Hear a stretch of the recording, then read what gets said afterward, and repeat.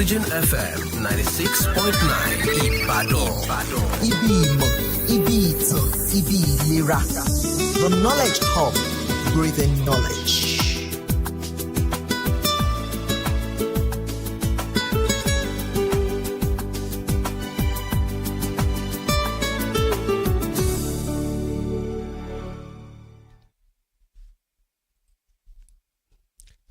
Let me take you into two schools.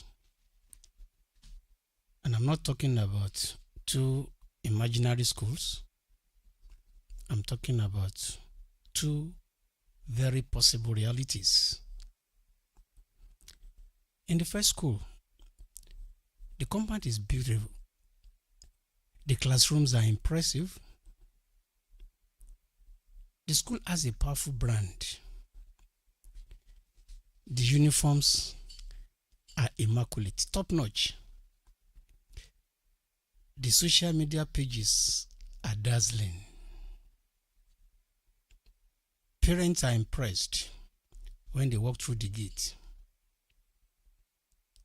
Everything seems to say,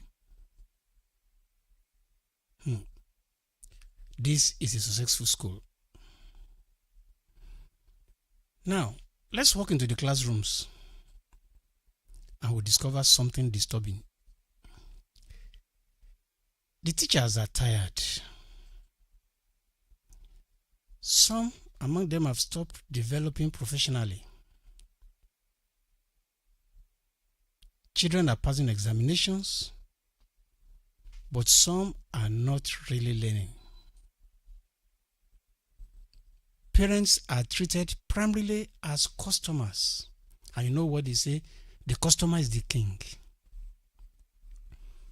The number one rule of the game of marketing is know your customer. These schools are perfectly understood their customers. And they treat them wonderfully well. And difficult educational decisions are sometimes influenced by one simple question. What will this do to our revenue? What will this do to our income? What will this do to our earnings? That's a picture of one school. Now let's walk into another school. Perhaps its buildings are not as spectacular as the other one. Its publicity isn't as sophisticated. But something different is happening within that particular school. This second school we are talking about now. The teachers are growing. The children are being challenged. The school knows what it stands for. Parents are listened to. Resources are being carefully managed. And there is a question that seems to guide decisions. And that question is, what is best for the education of the child? Now let me ask you, which school is truly successful between the two schools? The one that looks successful or the one that creates educational value? Good evening, ladies and gentlemen. Welcome to another edition of the Professional Edge, Education Unlocked, right here on Oxygen FM 96.9. I am AKINADE. And today, we are going to have a conversation that concerns school owners, proprietors, administrators, teachers, parents, and indeed everybody who cares about education. Our topic for today is running a school as a business without losing its values. I'll be right back after this short break.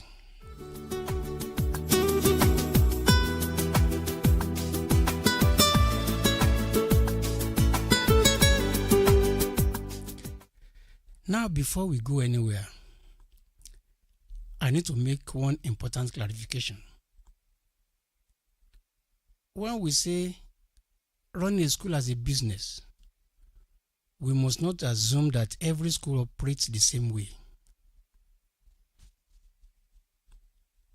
I, as a person, I spent the greater part of my professional life in the public school system, where government carries the burden of providing for the schools. Government carries the primary responsibility of funding education, and public schools operate under a different financial model from private schools. I also began my teaching journey in a private school. So I've had the privilege of seeing education from both sides of the divide. And that experience has taught me something very important. The funding model may be different, but the responsibility is remarkably similar. A private school may depend largely on fees and other legitimate sources of revenue or income. A public school depends primarily on public resources. However, I need to say this as well. Whether the money comes from parents or the public purse, somebody has entrusted resources to us. And the question is, what are we doing with those resources? Because ultimately the child is at the center of everything. So let me say it here once again. Today is not a private school bashing program. Don't get me wrong. Neither is it a public school bashing program. I'm not here to attack either the public schools or the private schools.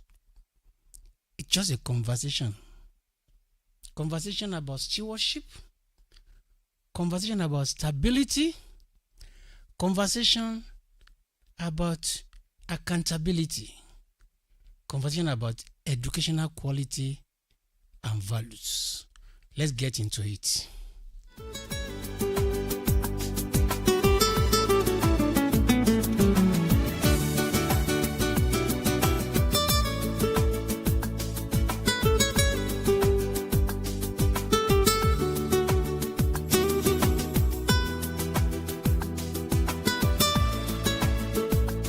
Oxygen FM 96.9 Ibadan. Welcome back.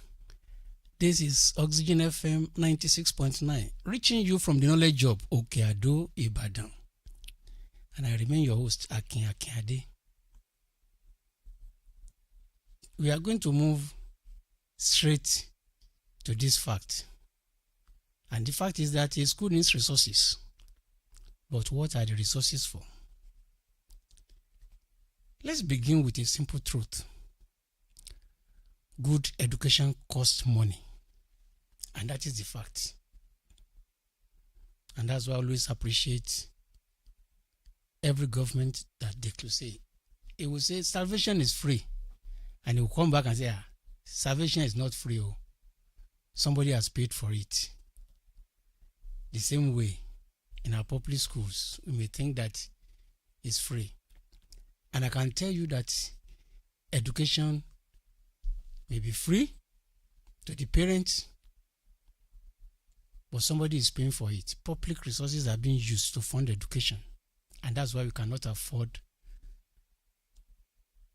to be flippant about the way we handle public resources.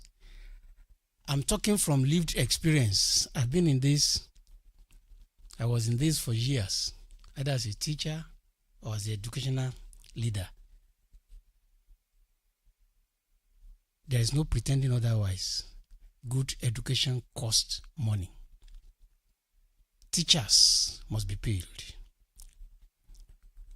Buildings must be maintained. Electricity must be provided, so you have PHCN to deal with. Learning materials must be purchased. Technology must be upgraded. Security must be provided. Teachers need professional development. You can't keep teachers in the same place 1 year, 2 years without upgrading their knowledge. Laboratories need equipment. Libraries need books. And schools need administration. So whether we are talking about a private school or a public school, resources matter, resources are needed. But here's where the conversation becomes interesting. Money is a means, it is not the mission. A private school needs revenue, but revenue should serve education. A public school receives public resources. However, those resources should serve education as well. And therefore, perhaps the better question is not how much money does this school have. The better question is how much educational value is this school creating with the resources available to it. Let me repeat it. That the better question is not how much does the school have. The better question is how much educational value is this school creating with the resources available to it. That distinction is enormous. Let me address the private school owners. If you own a private school, there is nothing absolutely shameful about wanting your school to be profitable. Of course, any school that is not profitable will eventually close down. And this is why I always appreciate people that have schools. It's just that Nigeria doesn't have reliable statistics. If you know the number of people employed by private schools, you will salute them. And this afternoon, I'm saluting the courage of private school owners. Despite the very tight economic situation in the country, they still keep the school. If you know what they spend, I've been on the seat for years as education leader in a public school, and I know what it means to run a school. So I salute your courage, wherever you are hearing me from this afternoon. I salute your courage. Every day in school you must spend, both the ones you expect and the ones you don't even expect. Something will just come up and you will spend. So I salute your courage. In fact, profitability is part of sustainability. A school that cannot sustain itself financially cannot retain good teachers indefinitely. The teachers will tell you, I'm not here because of God. What I'm saying is this: schools are not charity organizations. They are not. They are not. You can't retain good teachers without being able to sustain, without being able to pay them. The school cannot maintain infrastructure indefinitely. If you cannot retain good teachers, you can't retain good infrastructure. What's going to happen? You can't even continue investing in improvement indefinitely. So what I'm saying is that profit is not the enemy of education. The danger is when profit becomes the master instead of the servant. When the financial question begins overriding the educational question. Now, for the public school leaders, I have this for you.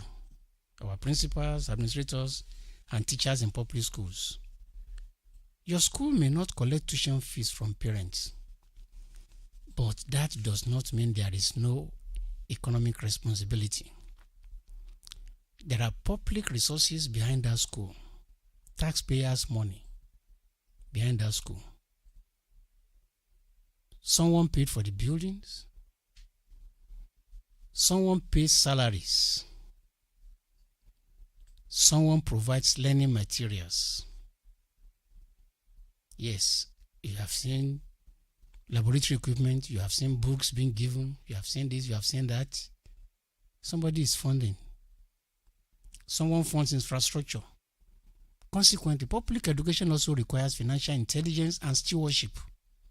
And now the question becomes, are we getting the maximum educational value from the resources entrusted to us? That is not a private school question.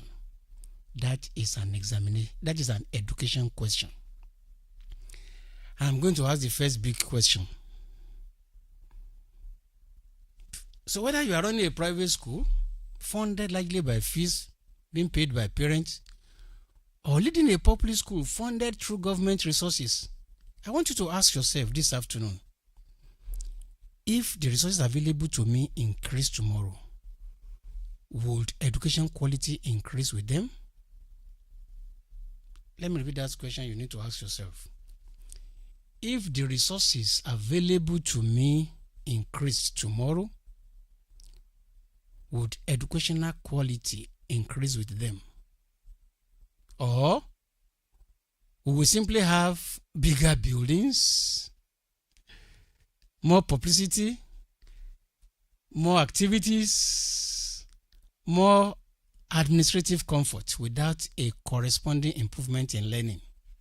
You need to think about that. The reason is because spending money is not the same as creating value. Spending money is not the same thing as creating value. And I will take a short break now. When we come back, we are going to be looking at what are parents really playing for. I'll be right back.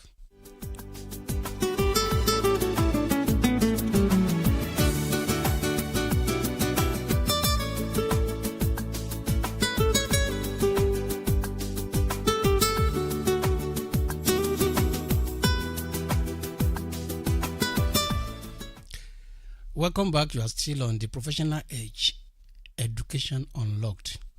This is a program where we talk about education for the 1 hour duration of this program. It's all about education. Nothing but education. And this is coming to you from the Knowledge Hub, AKINADE, where we have the Oxygen FM 96.9.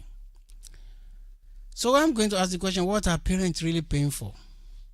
What are they paying for? So let's move into a question that particularly concerns private schools and parents. And that question is, what are parents really paying for? And I want to ask it very plainly. If a parent pays substantial school fees, and I've seen schools where parents pay substantial. When I say substantial, I mean high fees. When they pay substantial school fees, what do parents expect in return? Is the parent paying for a beautiful building? Is the parent paying for an impressive uniform? Is the parent paying for an paying for air-conditioned classrooms? Is the parent paying for a school bus? Is the parent paying for a prestigious name? Or is the parent paying for excellent examination results, university admission? Or is the parent paying for an education? Now, I'm not saying those other things don't matter. They do. Because what's the point? You're in the school, your kids can't pass the exam, they can't gain admission after paying so much. So I'm not saying, don't get me wrong, I'm not saying they don't matter. They do. But they are not the essence of education. And to the parents, I want to tell you this afternoon, ask better questions. Ask better questions. I've seen parents asking questions that don't really matter. So if you are choosing a private school for your child, don't ask only how many A's did your students get last exam. Again, don't get me wrong. There's nothing wrong in asking that question. That is why I said don't ask only. Don't let that one be your main question. Some parents, the moment they tell and then they will display it on the banner. 7 is, 8 is, 9 is. I want you to ask more than that. Don't ask more than how many is did your students get. Ask, how good are your teachers? How good are your teachers? Again, ask that school, how frequently are teachers developed professionally? How often do you send them for continuing professional development? Ask them, what happens when a child struggles academically? Ask them, how does the school identify children's strengths? Ask them, how does the school handle bullying? Bullying is a major problem in our schools, whether public or private. Ask them, what is the school's philosophy of discipline? Ask them, how does the school communicate with parents? Ask them, how does the school measure whether children are actually learning? Ask them all these questions. Don't just limit yourself to only 1 or 2 questions. Worst case scenario, before you go, write these questions in a sheet of paper and be asking them. Don't forget, that is at the point of entry. They will do anything to make sure that you don't go home. It's only in public schools that they know that whether the students are many or not, they will still collect their salaries. But in private school, you must get value for your money. In Oyo State, we have so many good schools like that you will get money, value for your money. But let's be fair to school owners. Let's be fair. But I don't want this conversation to be one-sided. Let's be fair to them. A parent paying school fees is entitled to value. But a school owner also has legitimate costs that he or she must defray. And sometimes parents want world-class facilities, excellent teachers, low fees. Are you getting my drift? Parents, they want world-class facilities, excellent teachers, low fees, small classes, extensive activities, and unlimited services. But know something in that list that I just read out: low fees. I read a book about customer service, and the author describes customers as brutally wicked, that they only think about themselves. But at the same time, the customer is the king. So, they want all this all at once, but low fees. That mathematics may not always work. So there must be honest conversation between schools and parents. Come, Bible says, come, let us reason together. You can't be asking for low fees and be expecting all what I've listed above at once. All I've listed. Excellent facilities. You want it?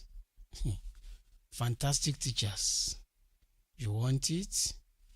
Extensive activities. You want it? Unlimited services. You want it? Low fees. That mathematics may not work. So there must be honest conversation between schools and parents. School owners should explain what fees support. Parents should fantastic teachers, qualified teachers being sent on continuing development at the end of every year, and you want to pay low fees. No, the mathematics won't work. Parents should understand the economics of quality education. And both sides, therefore, should remember this one thing. The child must not become the casualty of their transactions. Let me repeat that. The child must not become the casualty of the transactions between the parents and the school. Let's look at our public schools. For them, the question changes slightly.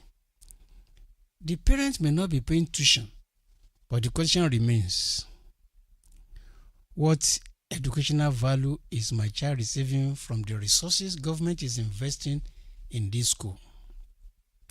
That is a legitimate question, because tuition free does not mean value free, and public education should never become government is paying, therefore nobody should ask questions. Yes, we will ask questions.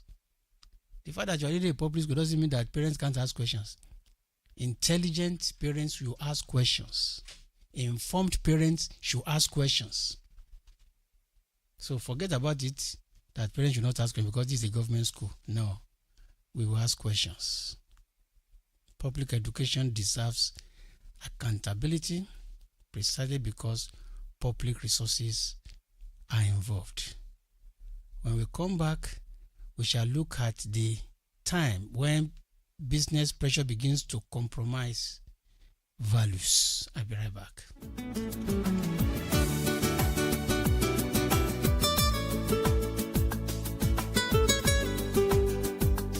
Oxygen FM 96.9 Ibadan. Ibi Imo, Ibi Ito, Ibi Lira. The Knowledge Hub, breathing knowledge.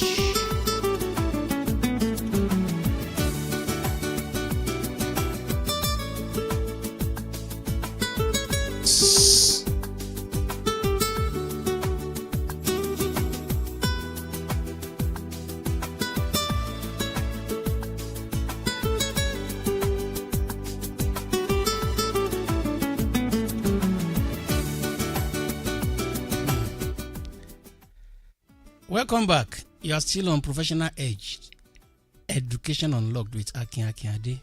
Oxygen FM 96.9, reaching you from the knowledge of Okeado, Ibadan. Wherever you are hearing me from this afternoon, this is all about education. Between 3 p.m. and 4 p.m. every Friday we do this. We bring problems to the table. We provide practicable solutions. Solutions that you can begin to implement from Monday.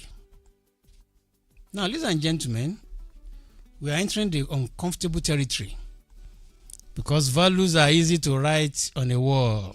I've seen it. Our core values: integrity, excellence, discipline, respect, service. Beautiful words. But values are not what you write on the wall. Values are what you do. When doing the right thing costs you something. And let me tell you this, and this is a true life experience.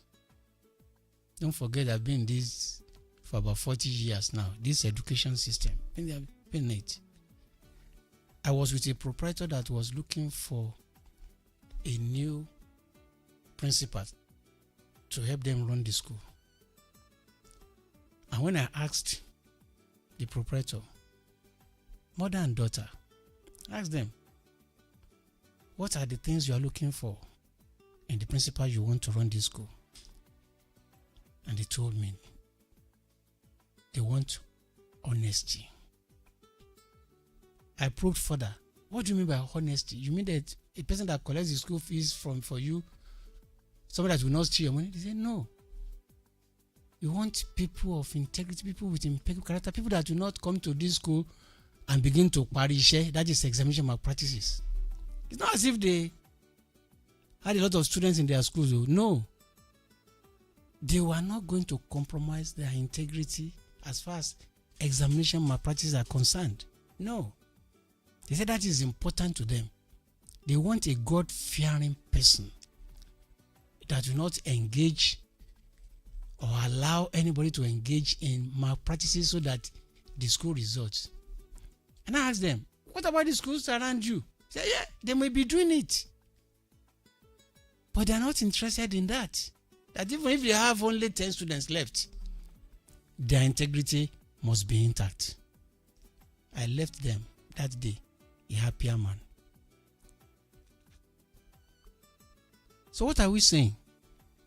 Values are what you do when doing the right thing costs you something.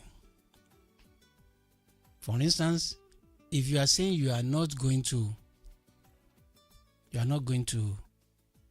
allow malpractices in your school, and people come and they are living in their droves. Let me share this with you. When I was principal of Loyola College, I discovered that the students who live in SS3, they've been promoted to SS3, they will leave. Why? They will say because they don't pass well in Loyola College. I said, who says? Says who? Says who? And I had a meeting with the parents. I said, your children will pass very well. Now that I'm here, they will pass very well. We shall improve on the achievement scores in this school, and you'll be happy.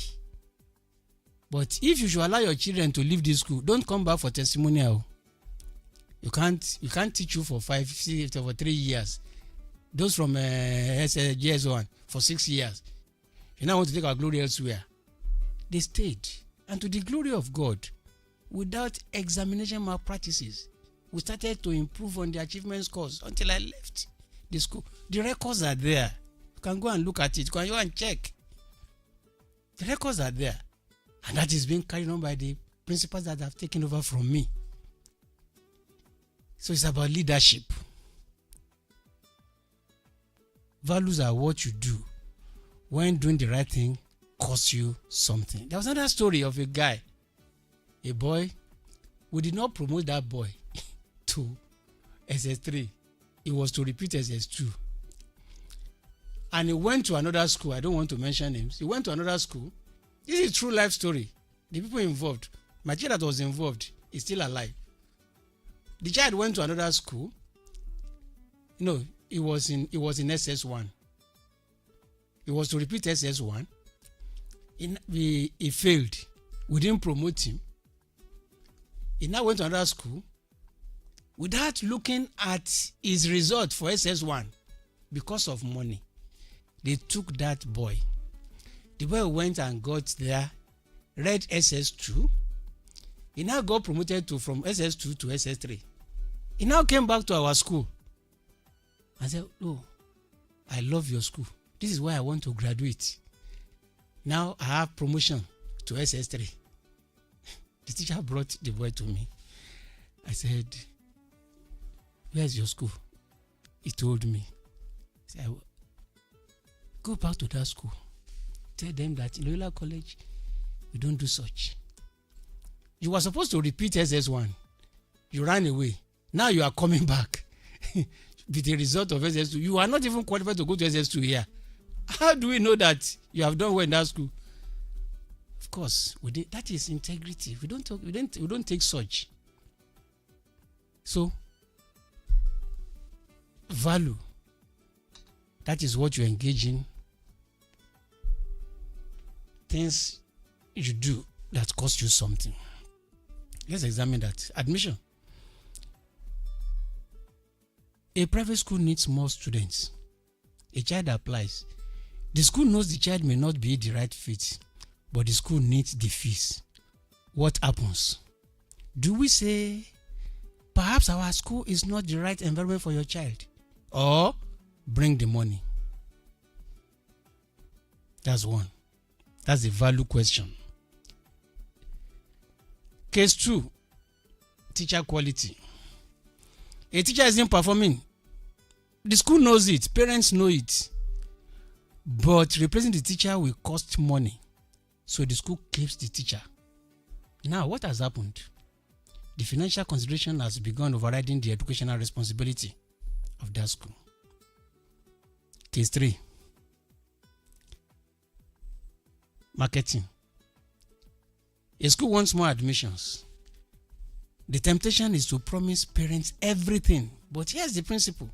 Never market an educational experience that your classroom cannot consistently deliver. Let me repeat that.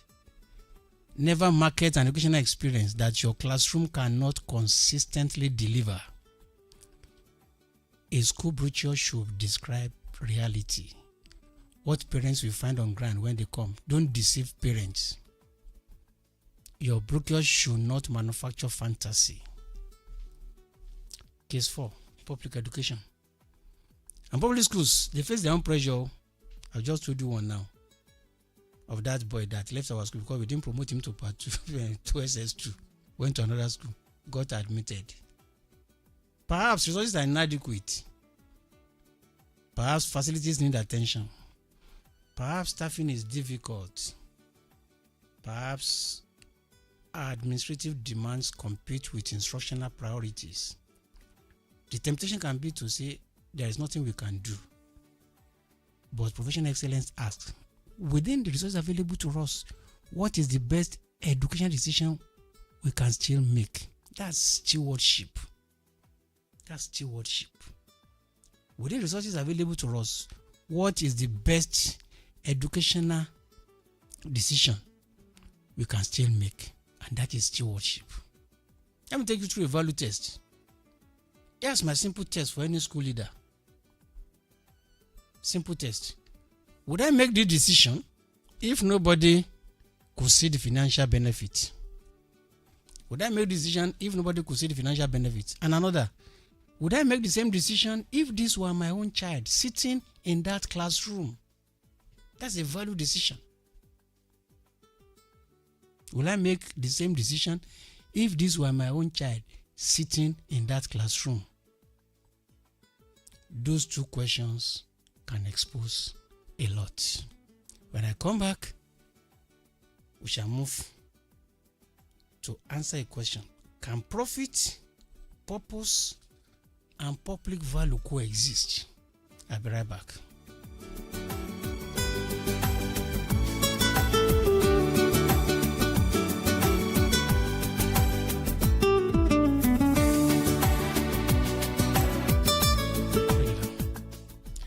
Welcome back. We are still on Professional Edge Education Unlocked. I'm AKINADE, Charter School Administrator and former Principal of Loyola College.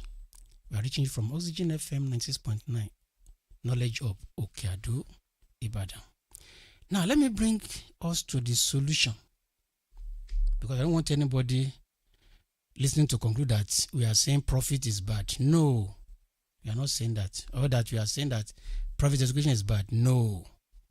Or we are saying that public education is automatically better. No, absolutely not. The issue is purposeful stewardship. And I want to offer 4 principles. 4 principles. 1, financial health. Private schools need sound financial management. Know your numbers.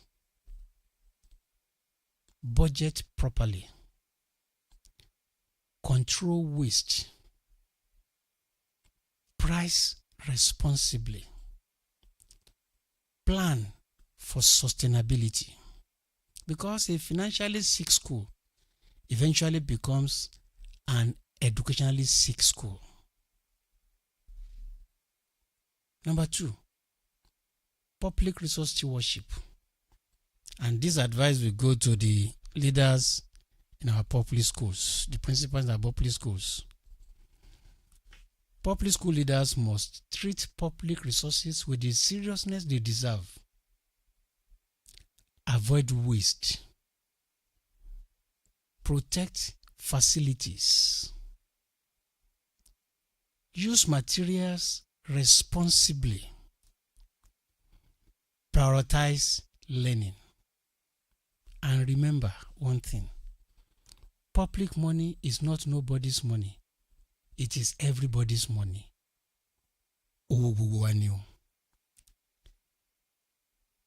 Third, Invest in people. Invest in people. Whether public or private, the quality of a school can never consistently rise above the quality of the people leading and teaching in it. Let me repeat that. Whether public or private, the quality of a school can never consistently rise above the quality of the people leading and teaching in it. Invest in your teachers. Develop them. Support them. Challenge them. I've been to various trainings, and when teachers were asked, how many of you are science teachers in your school, in your department? They will say 10, 15, at times 20 teachers, and only one teacher will be sent. And when you ask them, what about the rest? They will say, the principal did not give them money to come. Especially public schools. But there is 27.5% teacher salary scale allowance. What do you think that money is for? Part of it is for your development, professional development. Don't wait. Government cannot do everything for you. When you develop yourself, it is to your own advantage later in life. Yes, I'm asking public and private schools to develop people, invest in people. And I've said it once here on the program. When I was on the same program with Dr. Fasasi, we talked about using your relationship, leverage on your relationship. You have principals that are PhD holders in education. Some of them retired, some of them still working. Leverage your relationship. Call on them. Dr. Fasasi, I've called on Dr. Fasasi, I've called on Dr. Tewo to come and help me teach my teachers at Loyola College. Free of charge. Relationship.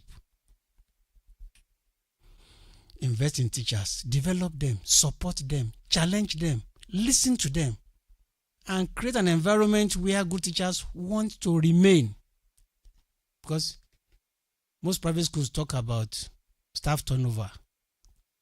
If you're not taking care of your teachers, everybody thinks it's all about money. I'm telling you today, it's not all about money. Teachers consider some other things. They look at the way you are treating them. I know of a school that gives their teachers lunch every day. Take care of your teachers. 4, protect the values. Every school should be able to answer, what do we refuse to sacrifice in this school? Even when sacrificing it will make things easier or more profitable. Some schools they will not sacrifice integrity for any money whatsoever. That is where values become real.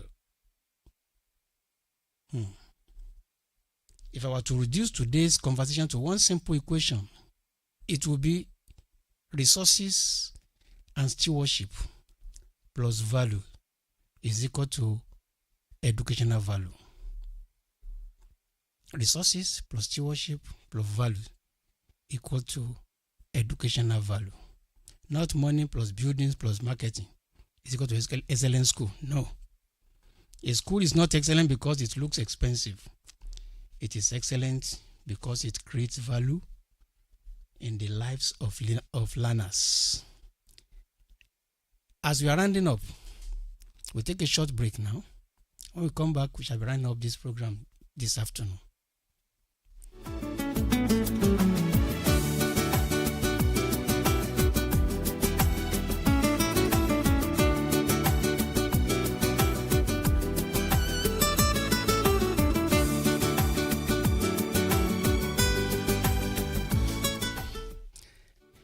This is a part of the program that we call the Professional Edge Challenge.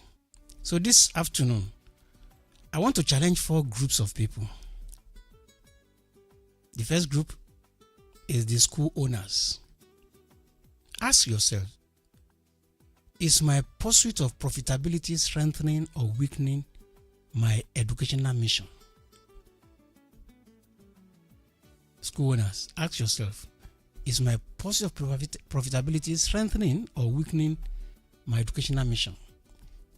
For the public school leaders, this is your challenge.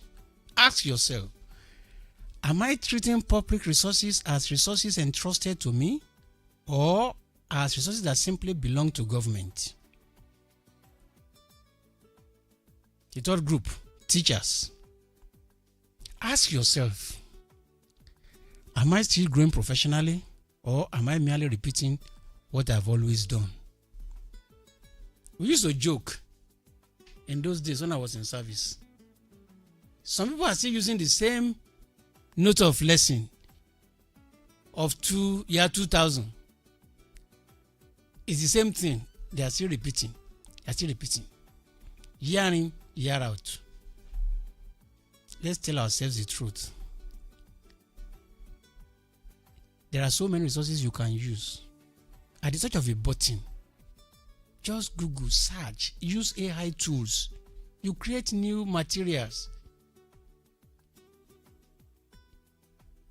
When I was still a young teacher, I had some students of sentence in those days joking about one teacher that was always using that.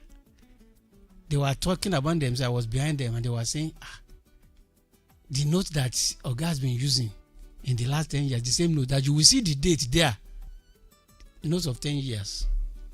Am I treating public resources as resources entrusted to me or as resources that simply belong to government? Public school leaders. Public school teachers, am I still growing, whether public teachers or private? Am I still growing professionally? Am I merely repeating what I've always done? And for parents, that's your challenge. This is your challenge for today. When I choose a school, ask yourself, when I choose a school, am I buying appearance or educational value? For the parents, let me repeat this. Ask yourself, when I choose a school, am I buying appearance or educational value? And perhaps the most important question for everybody, if I remove the money, the buildings, the uniforms, the awards, and the publicity, what kind of human beings is this school producing? Because that is the real report card. Before I let you go today, before I leave this studio today, permit me to make a small but important appeal. Every Friday on the Professional Edge, Education Unlocked, we deliberately create a platform where we challenge assumptions, interrogate the problems confronting education, bring knowledgeable people to the table, and search for practical solutions